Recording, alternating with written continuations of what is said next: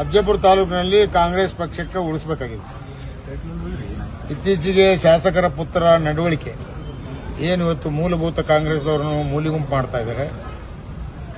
ಅಹಿಂದ ನಾಯಕರನ್ನು ಯಾವುದೇ ನಾಮನಿರ್ದೇಶನದಲ್ಲಿ ಕೂಡ ಅವಕಾಶ ಕೊಡದೆ ಕೈಗೊಂಬೆ ಆದವರೊಂದಿಗೆ ನಾಮಿನೇಷನ್ ಮಾಡೋದು.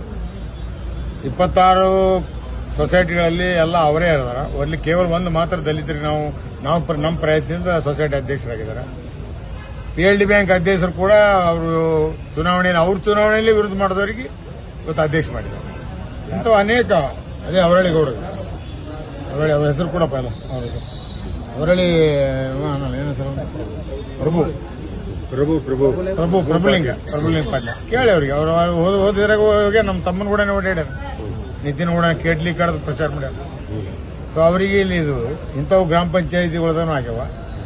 ಇದು ಅವ್ರು ಹೋಗ್ತಕ್ಕಂಥ ಉದ್ದೇಶ ನೋಡಿದ್ರೆ ಯಾಕೋ ಸರಿ ಕಾಣ್ತಿಲ್ಲ. ಕಾಂಗ್ರೆಸ್ ಪಕ್ಷಕ್ಕೆ ಬಹಳ ದೊಡ್ಡ ಆಘಾತ ಆಗೋದ್ರಿಂದ ಎಲ್ಲಾ ಹಿಂದೆ ನಾಯಕರು, ಲಿಂಗಾಯತ ಸಮಾಜದವರು ಎಲ್ಲರೂ ನಾವು ಇಲ್ಲಿ ಬಂದಿದ್ದೇವೆ. ಯಾಕಂದ್ರೆ ಕಾಂಗ್ರೆಸ್ ಪಕ್ಷ ಒಂದು ಸೆಕ್ಯುಲರಿಸಂ ಪಾರ್ಟಿ, ಸರ್ವ ಧರ್ಮಗಳನ್ನು ವಿಶ್ವಾಸದಿಂದ ತೆಗೆದುಕೊಳ್ತಕ್ಕಂಥ ಪಕ್ಷ ಅದ. ಇದಕ್ಕೆ ತಂದೆ ಅಂತ ಇತಿಹಾಸ ಇದೆ. ಯಾವುದೇ ಒಂದು ಜಾತಿಗೆ ಸೀಮಿತವಾದಂಥ ಪಕ್ಷ ಅಲ್ಲ ಇದು. ಹೀಗಿರ್ತಕ್ಕಂಥ ಸಂದರ್ಭದಲ್ಲಿ ಈ ಪಕ್ಷದ ಶಾಸಕರಾಗಲಿ ಎಂಪಿಗಳಾಗಲಿ ಎಲ್ಲಾ ವರ್ಗದವರನ್ನು ಅದೇ ರೀತಿಯ ಒಂದು ಸಮಾನತೆಯನ್ನು ನೋಡ್ಕೊಳ್ತಕ್ಕಂಥ ವಿಚಾರಗಳು ನಮ್ಮ ತಾಲೂಕಿನಲ್ಲಿ ಆಗ್ತಾ ಇದೆ. ಅಲ್ಲ ಅವ್ರ ಉದ್ದೇಶ ಏನು? ಆಮೇಲೆ ಆ ತಂದೆ ಆದವರು ಮಗನಿಗೆ ಕಂಟ್ರೋಲ್ ಮಾಡಕ್ ಸ್ಥಿತಿಯಾಗಿಲ್ಲ. ಅವ್ರ ವಯಸ್ಸಾಗಿದೆ.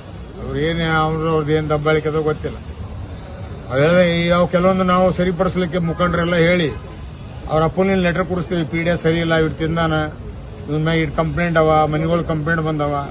ಪಾಪ ನಮ್ಮ ಮಾತಿಗೆ ಸ್ಪಂದಿಸಿ ಲೆಟರ್ ಕೊಡ್ತಾರ ಅವ್ರು. ಇಮಿಡಿಯೇಟ್ ಅವನಿಗೆ ಫೋನ್ ಬರ್ತಾಳೆ, ಅವ್ರ ಬಲ್ಲಿ ಇಟ್ಟರ ಅವ್ರ ಪೇ ನಮ್ಮಪ್ಪ ಯಾವ ಲೆಟರ್ ಕೊಟ್ಟು ನಂಗೆ ಗಮನ ತರಬೇಕು. ಇಮಿಡಿಯೇಟ್ ಅದು ವಾಪಸ್ ತಗೋದು. ಅಂದ್ರೆ ನಿಮ್ಮ ಅಫಜಲ್ಪುರ ಕ್ಷೇತ್ರದಲ್ಲಿ ಶಾಸಕರ ಎಲ್ಲ ಮಗಂದೇ ಕಾಲ ಎಲ್ಲ ಅರುಣಂದೇ ಅದ. ಅರುಣ ಒಳ್ಳೆ ಮನುಷ್ಯ ಇದ್ದ ಅಂದ್ರೆ ಸಪೋರ್ಟ್ ಮಾಡ್ಲಿ ಅಪ್ಪಿದ್ದವ. ಅರುಣ ಬಲ್ಲಿ ಪೂರ್ತಿ ದುರ್ಯೋಧನ ಗುಣಗಳವ. ಮಹಾಭಾರತದಲ್ಲಿ ದುರ್ಯೋಧನದಿಂದ ಇಡೀ ಕೌರವ ಸೇನೆ ನಾಶ ಆಯ್ತು. ಇಲ್ಲಿ ನಮ್ಮ ಕಾಂಗ್ರೆಸ್ ಪಕ್ಷ ನಾಶ ಆಗಬಾರ್ದು ಇರ್ಲಿಂದ. ಅದಕ್ಕೆ ನಾವೆಲ್ಲ ಬಂದಿದ್ದೀವಿ. ಅದಕ್ಕೆ ತಂದಿದ್ದವರು ಕಿವಿ ಹಿಂಡಬೇಕಾದ್ರೆ ಪಾಪ ಅವ್ರ ಪರಿಸ್ಥಿತಿ ಹಂಗಿಲ್ಲ. ಅವ್ರ ಕೇಳೋ ಮಾತಾಗಿ ಇಲ್ಲ. ಅವ್ರ ಬಗ್ಗೆ ಗೌರವ ಇದೆ ನಮ್ಗೆ.